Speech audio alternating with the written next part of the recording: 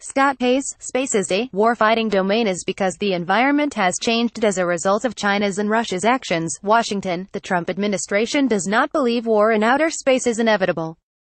But a lack of trust in what Russia and China are doing in space means the United States has to work hard every day to deter future aggression, said Scott Pace, the executive secretary of the National Space Council. The National Space Council, led by Vice President Mike Pence, is working to direct American activities in space and promote innovation. The council also has taken a hard line on space being a contested environment, a view that is reflected in the administration's national security strategy and national defense strategy. Speaking on Thursday at a Politico space event, Pace said China and Russia are to blame for space no longer being a sanctuary. 10 to 15 years ago, the international policy community was debating whether space was becoming a battleground. People went back and forth about it, he said. They were concerned about what the United States might do. As it turned out, Pace continued, the U.S. didn't do any of the things that people feared. Instead, the Russians and Chinese built, and they built. The reason people talk about space as a war-fighting domain is because the environment has changed as a result of China's and Russia's actions, Pace insisted. That being said, it doesn't mean space war is inevitable. Just like nuclear war is not inevitable.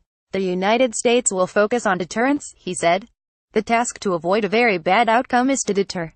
And to deter conflict in space you have to make sure you are resilient, that you don't present attractive targets. The resiliency of space constellations is now a major focus of the military and the intelligence agencies.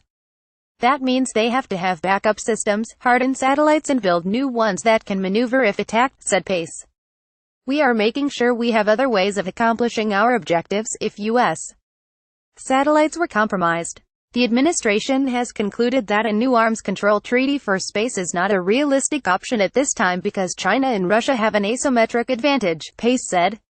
The United States is a space superpower with assets that far outnumber those of Russia or China, but these nations counter space technologies, such as electronic weapons that jam satellites, could give them an asymmetric edge. I don't see a prospect for arms control, said Pace. The asymmetry between what the Russians and Chinese are doing and what we are doing is so profound. One diplomatic option would be to pursue transparency and confidence-building measures to prevent misperceptions and keep everyone informed on what they are doing, he said. One can see a way forward for dialogue. But at the same time, we have to recognize the reality that dialogue alone is not going to be enough. We have to make sure we can defend, that things are more resilient, said Pace. We have to work hard every day to deter war in space and never give anyone any sense that this is an attractive option to take. Observers find it odd that the United States treats Russia as a military adversary, but both nations work closely in civil space efforts such as the International Space Station. After the U.S. space shuttle was mothballed 7 years ago, the Russian Soyuz spacecraft has been the only means of transportation to the ISS. Working with the Russians over the years has been stressful, has been challenging, but it's really been terrific, said Pace. We have a great degree of respect for our Russian colleagues. We literally put our lives in their hands and vice versa. A breakdown in Russia's relations with the West is one of the worst things that's happened to the Russia space program, said Pace.